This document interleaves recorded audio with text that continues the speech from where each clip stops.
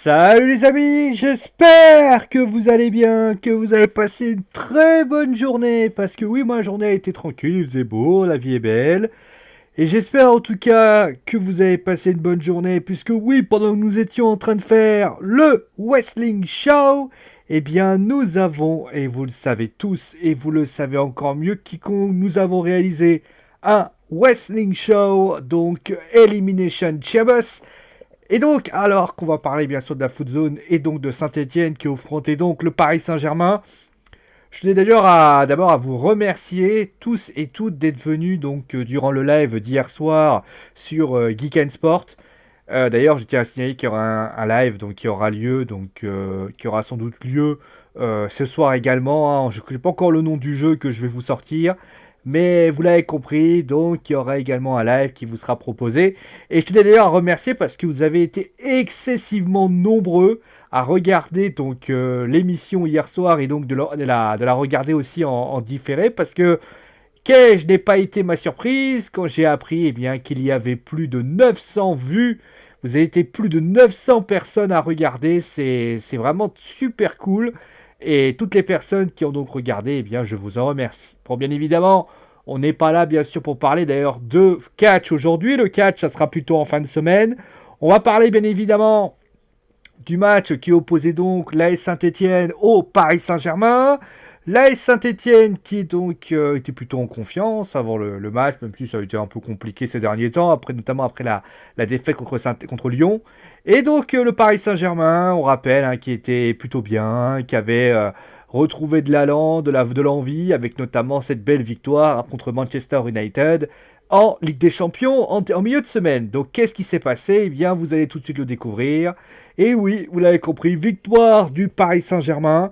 Le Paris Saint-Germain qui a donc gagné 1-0, but de Kylian Mbappé. Kylian Mbappé d'ailleurs qui a d'ailleurs profité d'une belle passe décisive de je sais plus qui d'ailleurs, je n'ai plus son nom en tête. Ah, désolé, je suis vraiment désolé.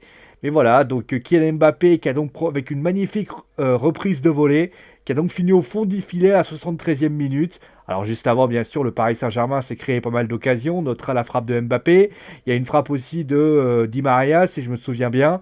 En tout cas, il y avait pas mal d'occasions de la part du Paris Saint-Germain. Saint-Etienne a essayé en tout cas de réagir avec quelques centres, notamment quelques actions chaudes. Mais les Parisiens se sont montrés solides et ont notamment fait preuve de beaucoup de courage. Et la victoire, je ne dis pas qu'elle n'est pas méritée parce que les deux équipes ont réalisé une très belle prestation. Mais en tout cas, en termes de courage, en termes d'envie, mais c'est vrai que peut-être que c'est mérité dans le sens où le PSG a peut-être été plus tranchant que la Saint-Etienne dans ce match. Et justement, bien, on va continuer avec tout simplement la prestation globale de l'équipe qui recevait, donc l'équipe à domicile, donc l'AS Saint-Etienne. L'AS Saint-Etienne donc qui se baladait avec un qu'on appelle un 3-4 un 3-4-3 avec donc Perrin, Kolo Djezak, Debuchy donc derrière avec Monet Paquet, Silva, Mvila, Yaïd Benasser au milieu de terrain, Cabella qui sera chargé notamment de pouvoir pourvoyer les ballons et devant Wabi Kazri et Romain Amouma donc seront légèrement au point. Donc clairement la seule chose qu'on peut reprocher peut-être à Saint-Etienne, c'est sans doute une petite frilosité qui n'était sans doute pas très utile. On a vu un Saint-Etienne qui avait pas mal d'opportunités, notamment sur le côté gauche, où Dani Alves a eu pas mal de difficultés dans ce match. Et il faut l'avouer, on n'a pas senti un Saint-Etienne si conquérant que ça, pour en dire ainsi dire. On a vu un Saint-Etienne qui, sans doute, n'avait pas envie d'aller trop loin, ne s'est pas vraiment jeté, n'a pas essayé d'emballer la rencontre, et c'est assez étonnant, parce que, souvenez-vous du match entre la Saint-Etienne et Lyon, justement, Lyon avait été bougé, et la victoire de Lyon, finalement, elle avait été donnée par finalement des coups du sort et on avait même été unanime, d'ailleurs souvenez-vous de cette fameuse vidéo, j'avais dit que le Paris Saint-Germain que Lyon avait pas mérité cette victoire, plutôt que le nul était mérité. Donc finalement, cette victoire du Paris Saint-Germain, je ne dis pas qu'elle est méritée, parce que je pense que à un moment, s'il y avait eu 0-0, les Parisiens, on va en parler après, mais n'étaient pas terribles non plus. Mais c'est vrai que ce PSG-là était prenable et Saint-Etienne n'a pas essayé d'avancer plus que ça. Saint-Etienne s'est contenté du strict minimum. Il y a eu juste des motifs d'espoir, notamment sur les côtés, avec Monet Paquet qui était latéral droit, Et ensuite, eh bien, il y a l'autre côté, c'était Gabriel Silva, que j'ai trouvé intéressant. J'ai trouvé également intéressant aussi, là, d'ailleurs, il y a un truc qui est pas mal, c'est le milieu de terrain, plutôt le secteur milieu de terrain de la part de la SSE, que j'ai trouvé assez intéressant, notamment la paire Villa et El Benasser, que j'ai trouvé intéressant, mais c'est vrai que offensivement, moi j'ai trouvé par exemple un Cabella assez inexistant. J'ai trouvé notamment voilà, pas mal de situations assez difficiles. Voilà, l'AS Saint-Etienne a vraiment une a vraiment une grande force au milieu de terrain. Ils doivent y aller de toute façon. De toute façon, c'est là la force de Saint-Etienne, c'est aussi d'aller de l'avant, de mettre le feu et souvent d'apporter cette force de caractère. Alors certes, il y a des grands joueurs en face, hein. On peut penser à Mbappé, on peut penser à Di Maria, on peut penser à Marquinhos, à Thiago Silva et à bien d'autres, à Dani Alves. Mais c'est pas une raison, voilà. Alors juste en plus dans les duels, Saint-Etienne. Après la seule chose qu'on peut reprocher, peut-être un défi au niveau des duels, Saint-Etienne a peut-être été un peu moins bon que le PSG, mais vraiment ça a été trop léger.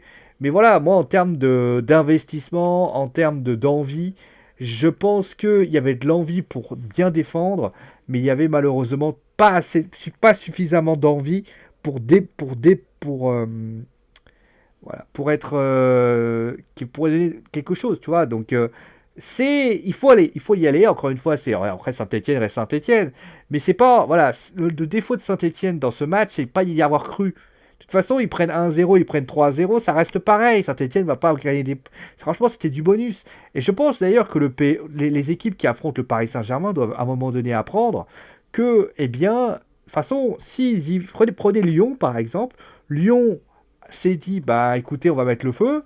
Et ils ont mis le feu. Et c'est ce qui s'est passé dans ce match. Ils ont été dominateurs, ils ont été offensifs. Et notamment, ils ont posé pas mal de problèmes à cette équipe parisienne qui a notamment perdu. Hein. Première défaite, elle vient de Lyon. Et c'est pour ça que Lyon doit aller au-dessus des choses. Lyon doit aller au-dessus des choses. Mais Saint-Etienne, s'ils veulent aller encore plus loin, ils doivent y aller. Et tant pis s'ils prennent 3-0 contre Paris. C'est pas ce match-là que Saint-Etienne va gagner des points. En tout cas, moi, c'est mon point de vue. En tout cas, parce que clairement, le match, d'un point de vue défensif, on parlera peut-être d'un problème plutôt dans la profondeur. C'est vrai que les Stéphanois ont eu pas mal de difficultés dans la profondeur. Moi, j'ai pas mal de ballons d'ailleurs qui sont partis dans la profondeur et les Stéphanois ont pas mal galéré. Mais sinon, à part ça, franchement, moi, j'ai pas trouvé un Saint-Étienne ridicule. Enfin, un Saint-Étienne ridicule en termes de courage, en termes de conservation du ballon, en termes d'impact dans les duels, mais en termes d'envie offensive, c'est vrai que à part les centres sur les côtés qui ont bien été maîtrisés par les Parisiens, à part ça, il n'y a absolument rien eu, à part peut-être une frappe de je sais plus qui sur le côté droit. Voilà, ça reste trop léger pour inquiéter un Paris Saint-Germain qui a besoin de se faire bouger. Et ce PSG-là, bah, quand vous le bougez, bah, il vient très vite friable. Et c'est pas encore ce qui s'est passé.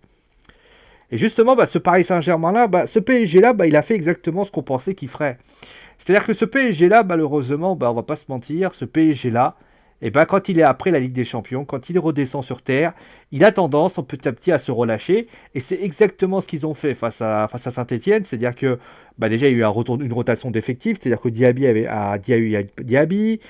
Paredes a remplacé donc Verratti. On peut citer notamment aussi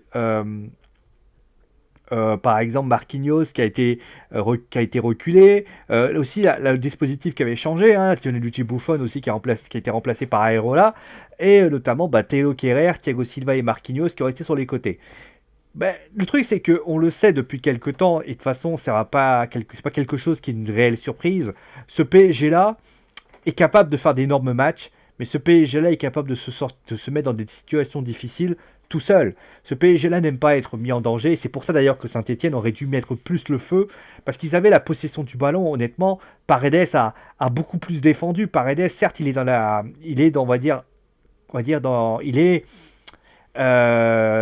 l'origine du but de Kylian, mais à part ça, j'ai trouvé que Paredes n'a pas été exceptionnel. C'est un joueur qui est intéressant, mais ça reste encore. Après, on va pas se mentir, il y avait des joueurs qui n'étaient pas à son positionnement, encore une fois. Bernat qui était positionné au milieu de terrain. Diaby aussi, il y a Diaby qui n'a pas fait une prestation exceptionnelle. C'était vraiment intéressant, mais je pense que le PSG. Alors après, c'est toujours difficile, hein, parce qu'on peut toujours dire oui, mais le PSG, ils peuvent pas se permettre toujours d'avoir un aspect offensif tout le temps. Ils peuvent pas gagner 4-0. C'est pas le but.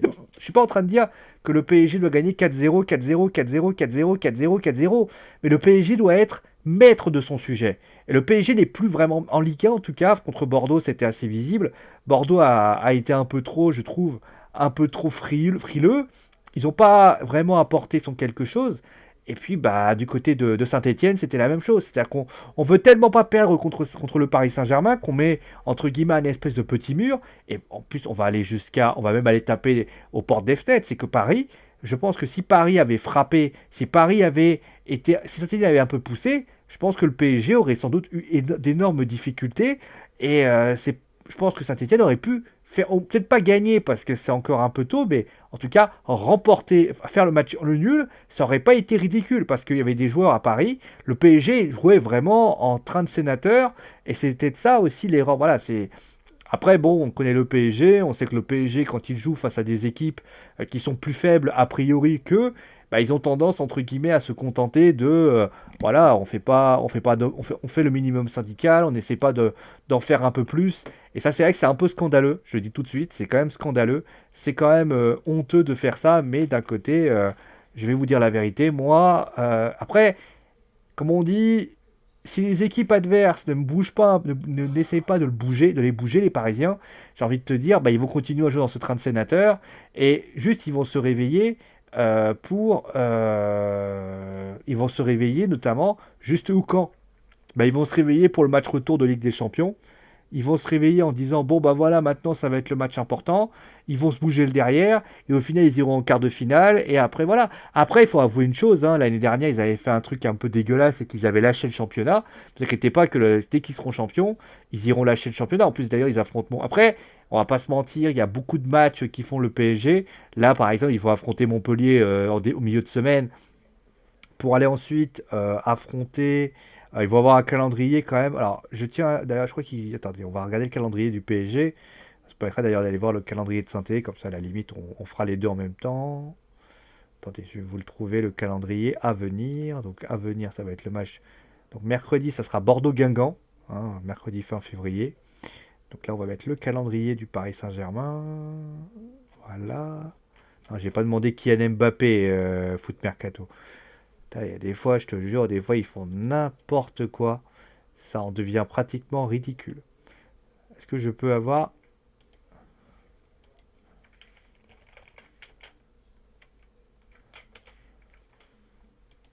Voilà, alors le calendrier il est là.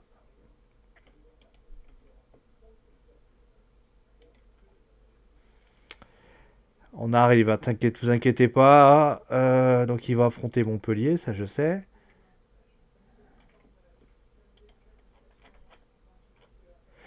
Et donc il va affronter PSG Nîmes. Donc c'est quand même deux matchs assez faciles.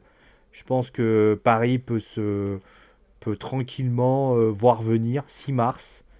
Donc 6 mars, ça sera... Ah bah vont affronter Caen aussi. Donc ça veut dire que voilà, ils ont quand même pas un trop gros calendrier. Ça serait bête de tout perdre. Donc voilà. Et puis voilà, comme je le dis, si le PSG ne se contente dit, bah écoutez, on va tout faire pour faire le minimum, qu'on soit clair là-dessus, ça va être quand même assez peu décevant. Allez, top et flop, avec donc on va commencer avec les tops, comme à chaque fois. Avec donc le troisième, eh bien c'est Gabriel Silva, joueur de l'AS Saint-Etienne, que j'ai trouvé assez bon, honnêtement. J'ai trouvé que notamment face à Daniel Alves, je l'ai trouvé extrêmement précieux. J'ai trouvé que, notamment aussi, hein, on peut parler de Moni Paquet. Les deux, j'ai trouvé intéressant en termes de projection vers l'avant. C'était un des rares d'essayer d'y aller. Ils y sont allés, ils ont essayé de faire des centres. Il y a des centres, voilà, tout simplement. Ça aurait pu trouver preneur, hein, qu'on soit clair là-dessus.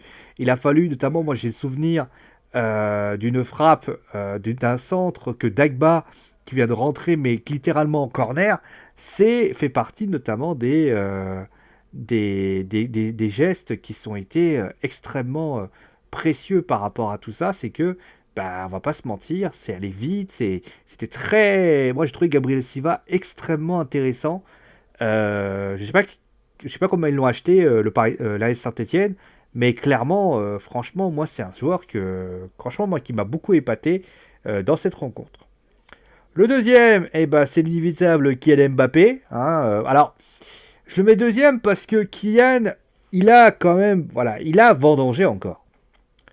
Moi, j'ai le souvenir, voilà, de ce qui s'est passé la semaine dernière, enfin mercredi, enfin mardi ou mercredi, je sais même plus, où malheureusement, il a une action contre Derea où on est d'accord. Alors, elle est pas facile à mettre parce que c'est vrai qu'il tente de faire le piqué, mais le problème, c'est que Kylian, il s'est retrouvé une fois face à Ruffier, il tente une frappe. J'ai l'impression d'ailleurs que Kylian a des vrais problèmes dans les 1 contre 1. C'est vraiment un truc qui me saute aux yeux depuis quelques temps. Il a un vrai souci. Dans la première intention, il y arrive. C'est vraiment un joueur, voilà, prenez le but qu'il met là, c'est spontané, ou par exemple dans l'accélération, il est toujours, mais il a cette capacité notamment parfois de, quand il va vers l'avant, de pouvoir, quand il frappe fort, quand il va, par exemple, de couper une trajectoire, il y arrive. Et là, quand il se retrouve va très vite. Parfois aussi, il est capable, voilà, voilà, quand il est voilà, quand il est dans son meilleur élément, il est capable de. Mais quand Kylian, il se retrouve à 1 contre 1 avec le gardien, bizarrement, il fait pas toujours le bon choix. Là, il frappe à ras de terre. Voilà, il frappe à ras de terre. Ruffier, il la détourne facilement. Alors certes, elle est en force, mais je pense qu'il devrait plus la lever. Il doit plus la lever la balle. Il doit plus la lever. Donc c'est un peu le problème de Kylian. Alors ça reste un top. Pour ça, je le mets pas 1, mais je le mets 2. Parce que ça reste un joueur qui, je pense, quand il sera à droit et qu'il réussira à marquer plus. Alors tu me diras, après, c'est vraiment du chipotage, hein. Mais c'est là qu'il va peut-être s'améliorer. C'est peut-être dans les 1 contre 1 par rapport à ça. Et ensuite, eh bien, le premier, eh bien, l'inévitable, Thiago Silva. Alors, j'aurais pu mettre Marquinhos aussi, hein, parce que, ben, il a fait des arrêts déterminants, hein, Thiago. On peut citer notamment le truc incroyable qu'il fait.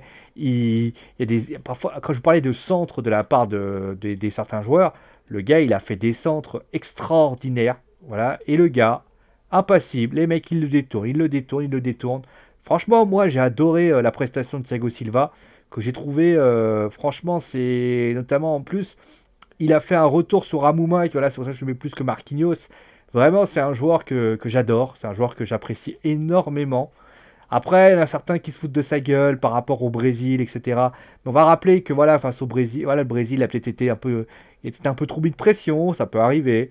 Mais en tout cas, voilà. Donc Gabriel Silva, Mbappé et donc Thiago Silva en top dans cette histoire. Et donc, eh bien, au niveau des flops, eh bien, premièrement, j'ai quand même mis un Parisien parce que, alors, vous n'allez pas voir Rémi Cabella. Alors, je sais que j'aurais pu le mettre parce que c'est vrai qu'il a fait une prestation catastrophique. Mais j'ai voulu aussi axer certaines choses par rapport au jeu de Saint-Etienne, hein, je voudrais signaler. En premier, j'ai mis Draxler, que j'ai trouvé, encore une fois, il est inconstant, Jalen Draxler. C'est-à-dire que Jalen Draxler, c'est un joueur qui a énormément de capacités, qui a fait des trucs incroyables, vraiment, qui m'a vraiment fait des choses intéressantes contre Manchester, qui a été, franchement, moi j'ai trouvé que c'était très très bien. Et puis bah là il se retrouve, notamment il y a cette roulette qu'il fait et il frappe dans la balle et il la met complètement à côté. Alors vous voyez, il faut qu'il soit plus déterminant, Julian. Il faut qu'il soit plus déterminant, il faut qu'il soit plus là, parce que là c'est quand même malheureux de devoir concrètement voir les actions qui se passent. Qu'on soit clair là-dessus. Le deuxième, eh bien c'est Wabi Kazri, que j'ai trouvé trop nerveux dans ce match. J'ai trouvé trop nerveux. Je l'ai trouvé, comment dire ça? Je l'ai trouvé trop nerveux. Je l'ai trouvé genre en mode, voilà, je vais m'énerver contre tout le monde, je vais m'énerver contre moi. Non, il faut qu'il reste zen. Il faut qu'il reste zen, Wabi. Sa grande force de caractère à Wabi Kazri, c'est souvent, et on va pas se mentir, sa capacité à exploser, mais pas dans ce sens-là.